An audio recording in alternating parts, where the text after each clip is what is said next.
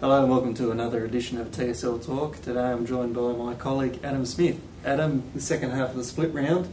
Not many real surprises, but I suppose it's very hard to get a Form 1 on Clarence at the moment. They just seem to be really spluttering along at the moment. Yeah, they are. Obviously, they're not playing the football that they have the last couple of years. It's been a bit surprising. They've got a few injuries, but as I saw Darren Winter yesterday, had a bit to say about Brett Gapin's comments from the day before. So, they're struggling, but, you can't write a champion side off, and once they get a few players back, I think they'll be back on track. Do you think Brett's shown a lack of respect to Lauderdale, already writing them off from the finals this early in the season? Yeah, he has a little bit. It's interesting this year. I think they lost to Glenorchy, they've lost to Launceston. I think in both games he hasn't really praised the way the opposition have played. It's always been about his side. I mean, he's come out and said he still thinks they're the best team in the competition. Well, at the moment they're not, and that's clear, but as I said, you can't write them off. They've won the last two flags for a reason, and I'm sure they'll bounce back.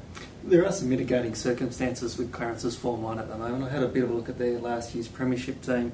They've got 10 players missing from that premiership side. These are some of the names: Matthew Drury, Stuart Whitelaw, Aaron French, Adam Green, Cameron Blight, Clint Riley, Josh Green, Trent Whitelaw, Ben Setchell and Matthew Gapin.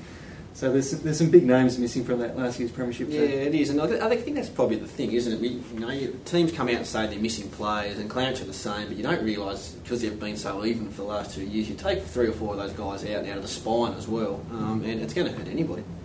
And the other game was no real surprise at all, with South Launceston being belted by 150 points by the top of the table Launceston.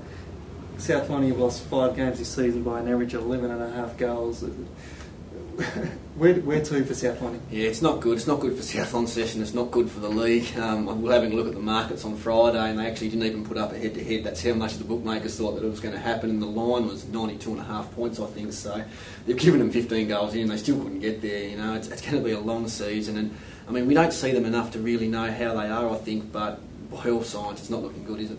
And they rely a lot on their Mariners players, and obviously over the next month and a half they're going to be missing these 4 key players. It's only going to get worse for them. Yeah, absolutely. I mean, they've been touted as being a young group with a lot of potential in the next coming years, but they probably need to start showing some stuff soon, isn't it? I mean, as you said, we've spoken on it before, haven't we? Two wooden spoons to start the new TSL, and on track for a third one, and they're not being competitive. I think that's the big problem at the moment. They're just getting blown away. I know we're only at the end of round 5, but do you think the top 5 is, in terms of who's going to be in there, is already settled? Yeah, it's looking that way. I mean, there's a couple of, North Launceston and Lauderdale will be thereabouts, but I can't really see them pushing into you've got Burnie, who get to play Devonport, and South Launceston 3 times, don't they? So you look at 6 wins there, and it makes it a bit harder for those other sides to really try and match it, but I hope to see some surprises, but I think we're pretty much there already, unfortunately. Given that we only had 2 games this week, and we all know about the Ken Halls and the Nathan Streets and the Cameron Thurleys, give us a player who's flown under the radar, you think, who's been a bit of a surprise for you so far this season. Todd Willing from Hobart, I think, is one for mine. It's his second year in the TSL now. He came from Lindisfarne, where he was probably one of the dominant ruckmen in the SFL. Had an injury-riddled last year, had a heap of back problems. He's lost some weight this year, and I think he's really important to their structure. He can go forward and kick goals as well, and I think he's freed up Cassidy a bit. Like, Cassidy's playing up the ground a bit more. They've got Matthew Cleary there as well, so they've got 3 genuine tools, and in a league where there's not many, I think it's a big bonus. I quite like the little back pocket from North Hobart, Justin Beach. Wears the long sleeves and the helmet, rarely gets beaten, and provides some real run for North Hobart out of the back line. And it's going to be a good test for North Hobart this week when they take on Clarence. It's going to be a really interesting game. Yeah, it is. Obviously, Clarence coming off a game where Lauderdale really pushed, and North Hobart have had a week off.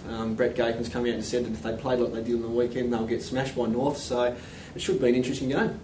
Well, Adam, thanks again very much for your comments, and remember, for all your TSL stories, pick up your copy of the Mercury or go to the MercuryOnline.